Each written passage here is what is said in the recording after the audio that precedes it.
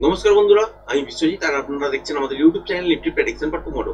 আজকের ভিডিওতে আমরা আলোচনা করব নিফটি এবং ব্যাংক নিফটি নিয়ে এবং আলোচনা করব যে আগামী কালকের জন্য কিভাবে ইন্টারনেট ট্রেডিং সেটআপ প্ল্যান করা যেতে পারে। গতকালকের ভিডিওতে তো ক্লিয়ার আপনাদের সাথে শেয়ার করেছিলাম যে পরিস্থিতি কি কি কি হতে পারে আর কি কি এফেক্ট আমাদের আসতে পারে।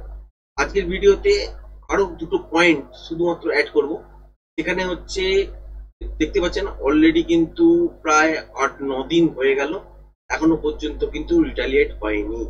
এবার কেন হয়নি সেটা তো গভর্নমেন্ট বলতে পারবে, কিন্তু যত সময় পেছবে তত কিন্তু ইন্টারন্যাশনাল কোনো না কোনো মিডিয়াই বলুন বা কোনো সরকারি বলুন আস্তে আস্তে কিন্তু মুখ খুলতে শুরু করবে, কারণ যুদ্ধ কাম্য নয় এই হিসাবেই কিন্তু একটা অ্যাডজাস্টমেন্ট করার চেষ্টা করবে। এই জায়গাটা থেকে যদি বাঁচতে হয় তাহলে কিন্তু খুব তাড়াতাড়ি একটা রিটালিয়েট করতে হবে, এটা কিন্তু ক্লিয়ার। এবার এখানে গভর্নমেন্ট কেন করছে না তারও কিছু কিছু কারণ হতে পারে।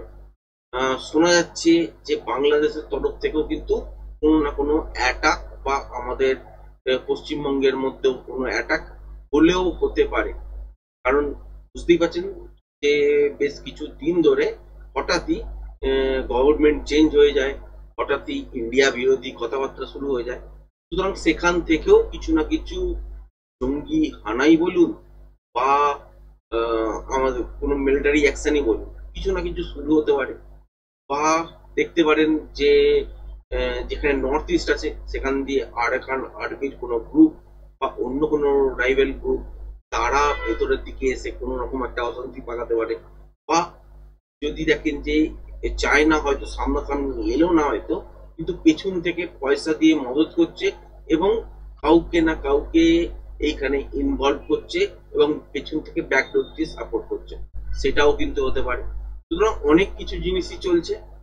তো যতক্ষণ না আপাতত দেখতে পাচ্ছেন আহ, যুদ্ধ শুরু হয়েছে, শুরু গতকালকের ভিডিওতে বলেছিলাম শুরু করা কিন্তু খুবই সোজা।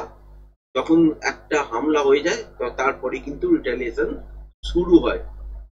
এবার এখানে একটা জিনিস বুঝতে হবে, শেষ করাটা কিন্তু হাতে অনেক সময় কন্ট্রোলের বাইরে চলে যায়। কারণ এখানে অনেক তাবর তাবর ইকোনমি আছে যারা ব্যাকডোর দিয়ে হেল্প করবে। পাকিস্তানের মতন দেশের যার কাছে কিছু নেই অলরেডি ফান্ডিং করবে বা লোন দেবে, সেই সময়টা তাদের লোন দেওয়া হচ্ছে কাজ, এবং তাদেরই যে অস্ত্রশস্ত্র ফ্যাক্টরি আছে সেখান থেকে অস্ত্রশস্ত্র কিনতে বলবে।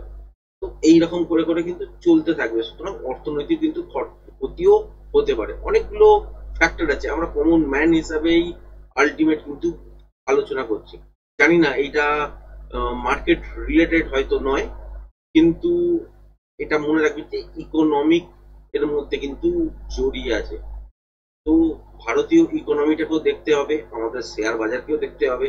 আলটিমেট এইখানে মার্কেট হয়তো বুঝতে পারছি যে আর একদিন দুদিনের মধ্যে হয়তো হামলা হতে পারে, যেহেতু আজকে ছুটি ছিল। সুতরাং এখান থেকে একটা সেলিং প্রেসার এসছে, এটা কিন্তু নর্মাল সেলিং প্রেসার নয়, তো এইটা একটা সেলিং প্রেসার এসছে। এবার এটার কারণ কিন্তু সঠিকভাবে কেউই বলতে পারবে না। এখানে যেরাম ধরনের করেছে back to back back to back করে প্রায় ২০ মিনিট ধরে, ১৫-২০ মিনিট ধরে, তো এইখানটা বুঝতেই পারছেন যে আলটিমেট এটা কিন্তু নর্মাল নয়। সারা দিনে কিচ্ছু করতে পারলো না, সারা দিনের মধ্যে কখনো উপর কখনো নিচে করে একটা রেঞ্জ বাউন্ড সিচুয়েশন করলো। আলটিমেট কিন্তু একটা সময় গিয়ে এইগুলো সব ব্রেক করে দিল। এই জায়গাগুলো বুঝতে হবে, যদি যুদ্ধ শুরু না হয় তাহলে আলটিমেট কি হবে, আবারও আমরা রেঞ্জ বাউন্ড হয়তো দেখতে চলছি।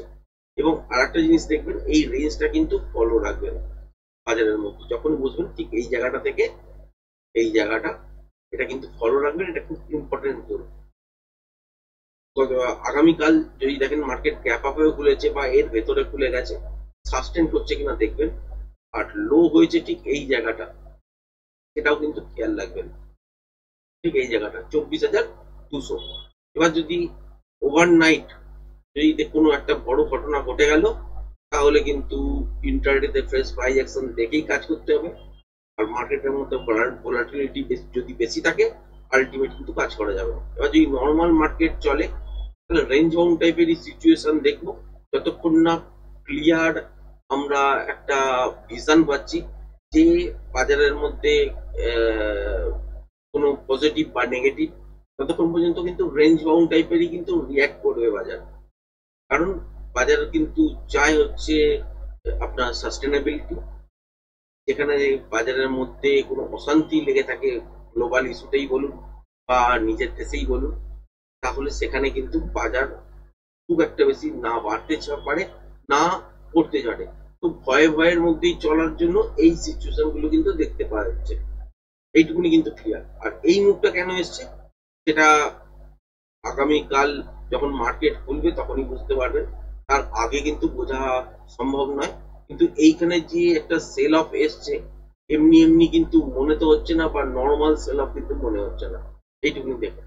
এবার কালকের দিনে যদি মার্কেটের মধ্যে যদি দেখেন যে নর্মাল বাজার আছে এবং কোনো রকম অ্যাটাকও হয়নি, নর্মাল আরো 5টা দিনের মতন বাজার চলছে, তাহলে কিন্তু খেয়াল রাখবেন কি, যে যদি গ্যাপ আপ করলে এই রেঞ্জটার মধ্যে সাস্টেন করছে কিনা সেটা দেখার, তারপর বাজার এখান থেকে কিন্তু উপরের দিকের জন্য মুভমেন্ট করতে পারে, আবার স্ট্রেট এটা কিন্তু ক্লিয়ার।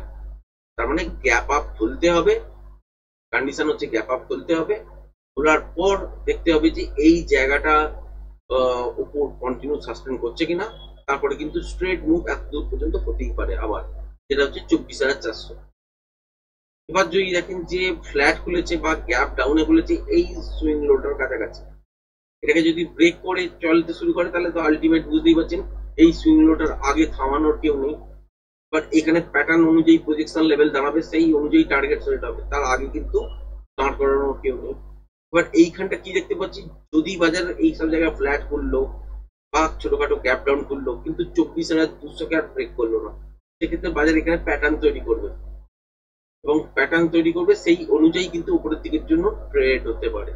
আর যদি দেখা যায় কন্টিনিউশন প্যাটার্ন তলের দিকের জন্য হচ্ছে, আলটিমেট এই রেঞ্জটা ব্রেক করার পর কিন্তু পজিশন লেভেল হিসেবে তখন টার্গেট আসবে।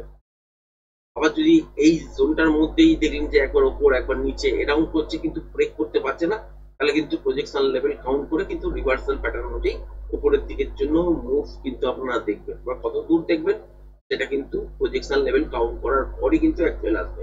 মানে কালকের যে বাজারটা, মানে আগামী কালকের যে বাজারটা হতে চলেছে, সেটাকে যদি দেখেন যে গ্যাপ আপ তুলেছে এই লেভেলটার ওপর কন্টিনিউ সাস্টেন করে গেছে, তাহলে কিন্তু স্ট্রেট মুভ এত দূর হতে পারে। এরপর কি হবে সেই ক্ষেত্রে কিন্তু আপনাকে দেখতে হবে যে এই জোনটার মধ্যে কোথায় গিয়ে বাজার আটকেছে, প্যাটার্ন কি তৈরি করছে।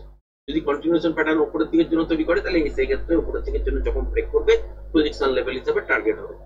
আর যদি দেখা যায় যে এখানে কোনো রিভার্সাল টাইপের প্যাটার্ন তৈরি করেছে, তাহলে আলটিমেট এই জোনটাতেও আপনাকে কিন্তু ক্যালকুলেট করতে হবে, তারপরে কিন্তু তলার দিকের জন্য মুভ আপনারা পাবেন। বাট ব্যাংক নিফটির কথায় আছে,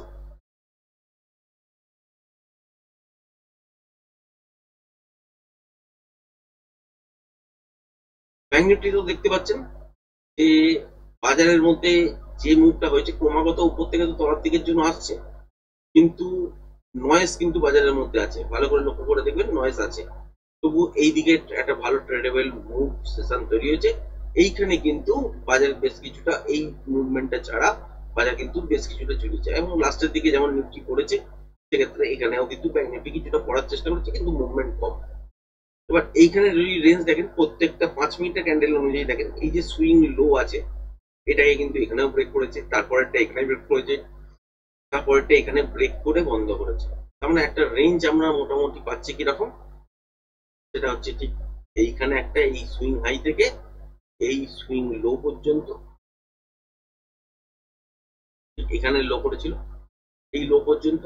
আরেকটা রেঞ্জ পাচ্ছি হচ্ছে ঠিক তলার দিকে যেখানে বন্ধ করেছে যেখানটা থেকে, এখান থেকে এই রেঞ্জটা পর্যন্ত। এবার হচ্ছে এই দুটোর মানে কি, একটার মানে হচ্ছে যদি দেখা যায় যে বাজার এখান থেকে উপরের দিকের জন্য মুভমেন্ট করছে, সেক্ষেত্রে এটা ব্রেক করলে এখানে গিয়ে আটকাতে পারে, মানে এটা ব্রেক করলে খুব বেশি দূর হয়তো মুভমেন্ট করবে না, এই জোনটার মধ্যে কোন একটা জায়গায় আটকাতে পারে, তারপর কন্টিনিউশন প্যাটার্ন তৈরি হলে তবে উপরের দিকের জন্য। আর যদি রিভার্সাল টাইপের প্যাটার্ন তৈরি করে তাহলে প্রজেকশন লেভেল থেকে তলার দিকের জন্য শর্ট করতে হবে। এবার যদি দেখা যায় যে বাজার খুললো ফ্ল্যাট বা গ্যাপ ডাউনেই খুললো, খোলার পর দেখলেন যে এই সুইংটার মধ্যেই বাজার গিয়ে থেমে গেল, আর দেখলেন যে 24,720-30 এই যে জায়গাটা আছে লোটা আছে এটাকে আর ব্রেক করছে না, তাহলে কিন্তু এখান থেকে মনে করবেন যে এখান থেকে বাজার প্যাটার্ন তৈরি করবে, তারপরেই কিন্তু উপরের দিকের জন্য মুভমেন্ট আপনারা দেখতে পাবেন। এবার যদি তলার দিকের জন্য প্রজেকশন লেভেল তৈরি হয়, তার জন্য কিন্তু কন্টিনিউশন প্যাটার্ন তৈরি করতে হবে বাজারকে। যদি কন্টিনিউশন প্যাটার্ন তৈরি করে তবেই কিন্তু এইসব জায়গায় ব্রেক করলে এখান থেকে তলার দিকের জন্য আসার চান্স তৈরি হবে। আর যদি সেটা না করে তাহলে এখান থেকে রিভার্সাল প্যাটার্ন তৈরি করবে, সেই অনুযায়ী প্রজেকশন লেভেল কাউন্ট হবে, আবার কিন্তু বাজার উপরের দিকের জন্য প্রজেকশন লেভেলে যেখানে গিয়ে দাঁড়াবে সেই অবধি কিন্তু মুভমেন্ট আপনারা পাবেন। এটা হচ্ছে রিয়েল ফ্যাক্ট। এবার যদি কোনো কারণে দেখা যায় কালকের দিনে অ্যানাউন্সমেন্ট হয়ে গেল যুদ্ধ আর হচ্ছে না, তাহলে দেখবেন গ্যাপ আপে খুলে গেল, বাজার র্যালি দিতে শুরু করলো, এটাও নিউজ বেসড। আবার যদি দেখা যায় যে তলার দিকে গ্যাপ ডাউন হয়ে গেছে অনেক বড় সড়ো, বা বাজার খুলেই তলার দিকে অনেকটা ডিপ নিয়ে নিয়েছে, প্রথম 5 মিনিট 10 মিনিট 15 মিনিটের মধ্যেই দেখলেন যে একদম তলার দিকে অনেকটা চলে গেছে, 2% 3% মাইনাস, বা গ্যাপ ডাউনে 2-3% খুলেছে, আরো 2-3% পড়ে গেছে, এরকম সিচুয়েশন হয়েছে। তার মানে হচ্ছে ওয়ার শুরু, কোনো না কোনো খবর পেয়ে যাবেন সকালবেলা। তো এই জায়গাগুলো দেখেই কিন্তু আপনাকে কাজ করতে হবে কালকের দিনের জন্য। কালকের দিনের জন্য এখান থেকে নির্দিষ্ট কোনো মুভমেন্ট নেই, বাজার থেকেই কিন্তু লেভেল কাউন্ট করতে হবে। কারণ এখানে যে বাজারের মধ্যে কোনো যে প্যাটার্ন তৈরি হয়েছে এই মুহূর্তে, সেটা কিন্তু নয়। সুতরাং এখান থেকে কালকের দিনে যখন বাজারের মধ্যে ট্রেড হবে, ফার্স্টে বাজার কিন্তু প্যাটার্ন তৈরি করার দিকেই যাবে। সেখানে ছোট ছোট স্ক্যালপিং মুভমেন্ট হয়তো পাবেন মর্নিং এর দিকে যদি নর্মাল বাজার থাকে। আর যদি প্রজেকশন লেভেল অব্দি চলে যায়, কাউন্ট করার জায়গা অব্দি চলে যায় কালকের দিনে বাজার, তাহলে কিন্তু একটা মুভমেন্ট এক্সট্রা হবে। আর এছাড়া যদি দেখেন যে কোনো রকম যুদ্ধ শুরু হয়ে গেছে, তাহলে তো কিছু বলার নেই, সেই রকমই মার্কেট দেখবেন, সেই দিনটা কিন্তু অ্যাভয়েড করার চেষ্টা করবেন। এটাই কিন্তু নিয়ম, এবং এই রকম অনুযায়ী কিন্তু ট্রেড করতে হবে। আজকের দিনে নিফটি বলুন বা ব্যাংক নিফটিতেই বলুন, কোন রকম ট্রেডিং সেট কিন্তু এই মুহূর্তে তৈরি করা নেই যেখান থেকে আপনি ট্রেড করতে পারেন। আমি নর্মালি বলতেই পারি যে এই শূন্যটা না ব্রেক করলে ওপরের দিকের জন্য যাবে, বা এটাকে ব্রেক করলে ওপরের দিকের জন্য যাবে, কিন্তু এটা অনেকটা পয়েন্ট, যে ফলটা হয়েছে সেটা কিন্তু অনেকটা হয়েছে লাস্ট 20 মিনিট ধরে। তো এই জায়গাটা আপনাকে বুঝতে হবে। তো এই জায়গাটা কি দেখতে পাচ্ছি যে আলটিমেট কিন্তু একটা স্ট্রেট মুভ তলার দিকের জন্য হঠাৎ হয়ে গেছে 3:10 পর থেকে। তো সুতরাং এই জায়গাটা তো কিরকম হয়ে আছে, একদম স্ট্রেট তলার দিকে এসছে। এই স্ট্রেট মুভ সবসময় সাস্টেন করেন।